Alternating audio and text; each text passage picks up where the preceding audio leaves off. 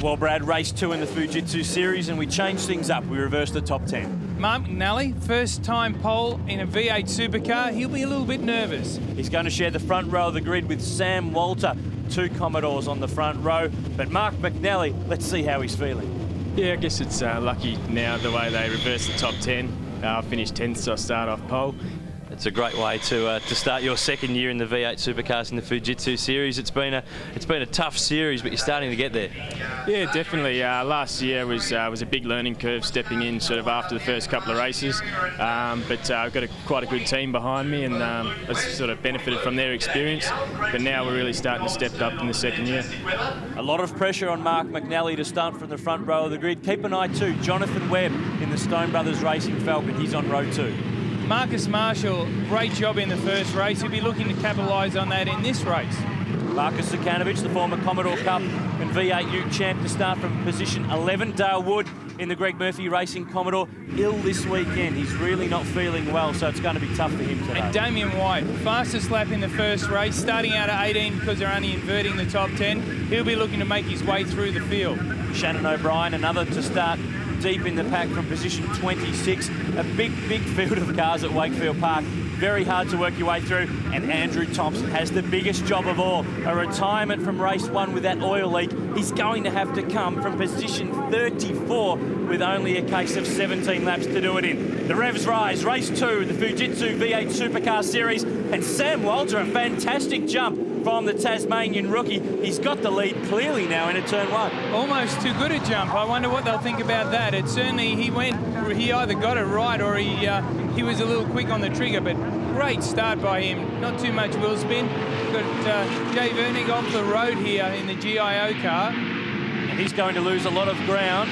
Manages to file back into the traffic alongside Dale Wood and also Michael Caruso and Grant Denyer trying to find their way through. But Sam Walter, first ever time in the lead of a V8 supercar race. Jose Fernandez out doing some bush bashing through the grass at the exit of turn 5. He manages to at least slot back in. He'll be very disappointed because he's very fast. He was fast in Adelaide, had a couple of silly things go wrong or a couple of mistakes, and we've got a car that's been turned around there. David Cedars, who copped a bit of a hit from one of the Ford Rising Stars cars. We hear it's Grant Denyer, so drama, the ongoing drama for Grant continues this weekend. But they sort their way through lap 1 of 17. Tim Slade there in the Dexion Falcon hasn't tested before this round, but Sam Walter not looking like a V8 supercar rookie at the moment. He looks very well composed.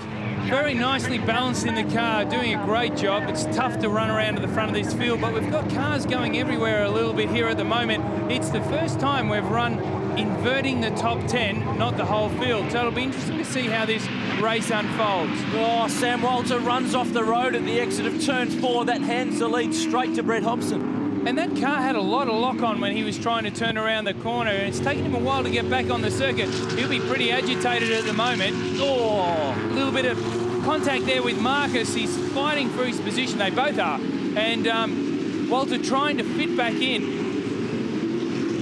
Marcus Sukanovic was the unlucky driver in race 1. He finished 11th, so just outside, earning himself pole position for race 2. So those two are at least able to continue, but Brett Hobson doing a great job out in front. Chris Alajarjan battling for position with Marcus Marshall in what is a Matthew White Falcon, which didn't race on the streets of Adelaide in round 1. So doing a good job after a test day at Winton. Dicing for 5th place means that they've both moved through the pack quite well. That was a nice clean pass, got down the inside.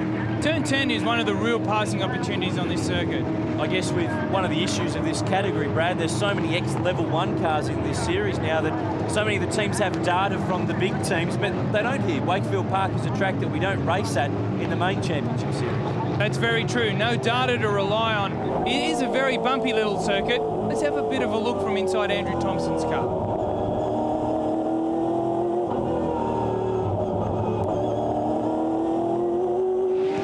Trying to work his way through on Shannon O'Brien, who ended up right back in the field in race 1, finished 26th. And there's Tom Drewer, the youngster who's Jose Fernandez's teammate in the Prodigy team. It's his first ever weekend in a V8 supercar. Has come from saloon car racing, and that's a very, very big step. Well, there's no doubt about that. Oh, contact. Chris Alajarjan and Mark McNally involved down there at turn 10. So our pole man from race 2, Mark McNally's in drama, but it's fantastic news. It's more spots for his teammate, Tony D'Alberto. Well, our race winner's out in that accident as well, and let's hope that he can get back and gather up some points for the final. D'Alberto, Marshall, Zakanovic, Walter, Adam Sharp's dived into the action as well. There's Michael Caruso, really struggling this weekend. We'd expect to see him a lot further up the grid. And look at that car, a little bit sideways on the run through turns 4 and 5. It's not a happy machine. Bit of a loss to what's going on with Michael Caruso's car this weekend. Expected to see him on the front 2 rows of the grid. They don't have Phil Keed here this weekend. Possibly that's impacting on what's going on, but real surprised to have our series leader so far back in the pack. Tony D'Alberto came into this weekend with second spot in the championship after a solid drive in the first round. He's got some very good assistance this year though, Brad, in the form of former V8 champ Glenn Seaton. Well, Mark Howard spinning there. Oh, a touch from Dean Neville. A lot of damage on that car.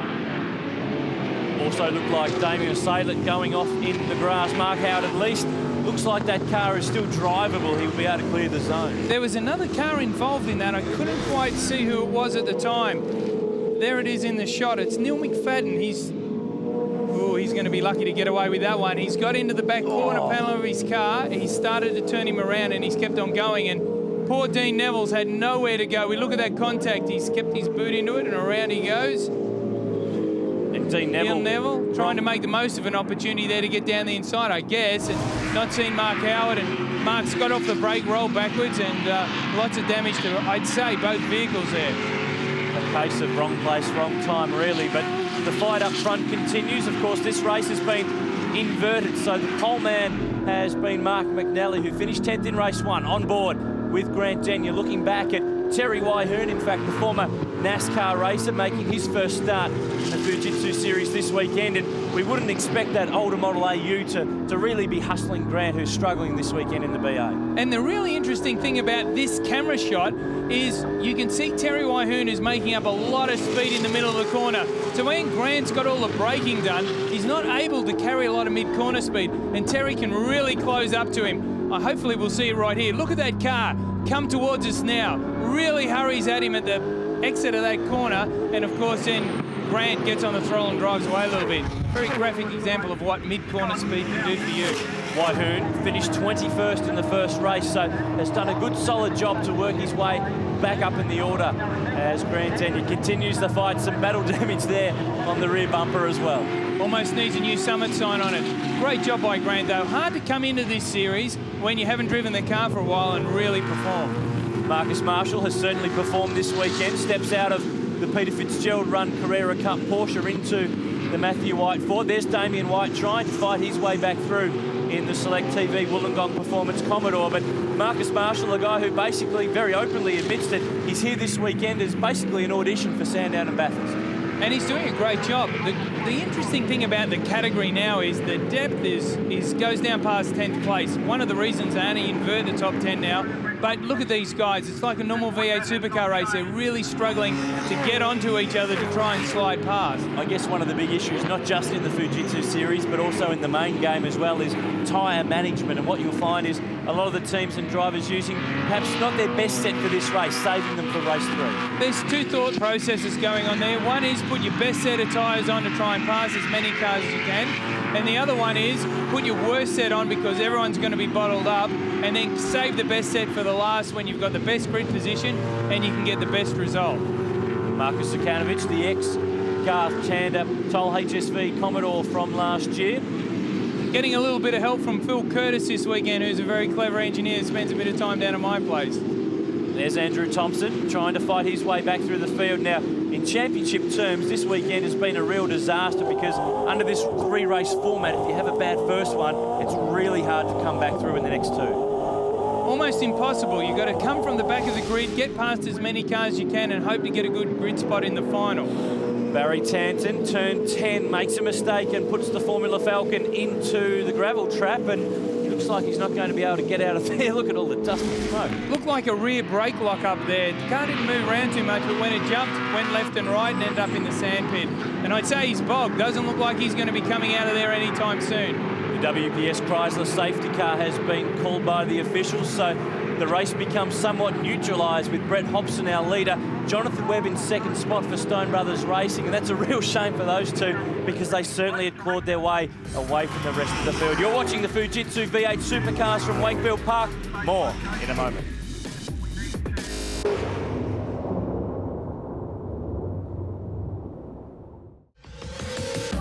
The WPS Chrysler safety car is about to pull off to pit lane at Wakefield Park. We'll go back to a start in race 2 for the Fujitsu V8 Supercars, and Brett Hobson, who's been very impressive this weekend. Brad, he'll lead us away. He and Jonathan Webb be a bit disappointed with this. They'd worked away from this clawing pack, and now their leader's diminished, so they'll have to get the head down, focus on what's required here, which isn't a lock brake running into turn 1. He really needs to... He's made a mistake and snowplowed off at turn 2, and that hands the lead straight back to Jonathan Webb. It looked like more of an issue of just cold tyres and low pressures. Just pressure of the restart, not being used to being in that position. Jonathan Webb, on the other hand, done a lot of Porsche Cup racing, and he'll have a lot of experience in his pit. Ross Stone's here this weekend, so they'll be just on the radio to him saying, calm down. And Hobson just dropping a wheel off the track there. He'd be really angry with himself. He needs to settle and try and claw back towards the front, but he just needs to stay on the road and get some points. Jonathan Webb, in his first year in the Fujitsu V8 Supercar Series, has done a lot of Carrera Cup racing, as you mentioned, but on the streets of Adelaide, he looked very much at home with this car, and he's got a good group of people behind him. So now that he's got this lead with just 2 laps left to go, he's going to be very, very hard to catch. Look at the gap he's pulled already. Really, he just needs to sit on that lead, keep it straight, stay on the road, and he'll get a result here today. Good fight. Jose Fernandez and Sam Walter arguing about some positions further back in the top 10. Sam Walter hasn't tested before this round. His teammate Dale Wood did, but he's doing a very good job, and here's the replay. As we see Hobson, locked up brake very early on, just carried way too much corner speed. Slightly softer tyres, I guess. The air pressures weren't up to where he wanted them to be, but really, just a mistake. Have a look at that. Glove box is on fire, and he's arrowing off the road. Just a simple mistake. He'll certainly learn from that one. He at least manages to rejoin. He should be able to salvage some form of a result from this race. But on the penultimate lap, it looks like Jonathan Webb is very much going to be very tough to catch. Marcus Marshall in third spot there with Marcus Zekanovic just in behind him. And that's been a good fight back from Zekanovic, who, by his own admission, did qualify poorly. Really seem to be struggling with this car. From the minute they've got it, they've not been as fast as I think they would have expected to be. But he's got his head down and looks like getting a good result in this second race. Tony D'Alberto, position 2 on the road at the moment. And in the grand scheme of things, with Andrew Thompson having a tough run and Michael Caruso struggling this weekend, it's fantastic news for him in terms of the championship. Consistency plays a major part in the championship this year, as well as getting a good result. He's got them both going on at the moment, and he'll be gathering points, getting the job done. 7 rounds in the Fujitsu V8 Supercar Series in 2007. And Jonathan Webb just dropped a wheel off in the dirt there. He needs to really just settle a little bit here. He'd be pretty excited heading in towards the final couple of corners, getting his first race win in V8 Supercars. He's only got 2 corners to go through the right-hander at turn 9, and then the second gear 70km/h stop at turn 10, and look at the margin. He's comfortable over Tony D'Alberto. So Jonathan Webb, the youngster from Sydney who now lives on the Gold Coast, driving for Stone Brothers Racing, brings it off the final turn, and race 2 in round 2 of the Fujitsu V8 Supercar Series will go to Ford and Stone Brothers Racing. A great drive from Jonathan Webb to take the checkered flag. D'Alberto, importantly enough, second place. That'll give him a good starting position for race 3. Sam Walter, a good fight back to finish there in 6th after a problem with a broken component on that car. Got a few surprises. Terry Wyhoon up in 12th. Great drive by Terry. And Andrew Thompson managed to fight his way through to position 13. We had good pace all race. You know, Hobson had good pace obviously as well. So we're chasing him down, and then yeah, fortunately he made a mistake at the end, and nice clean run. What do you got left for race 3? Mate, we'll pick the best of what we've got in the tyres that are left. We picked the good ones then, so we'll see what we've got left. And yeah, I think we'll start on the front row again, so try and do the same.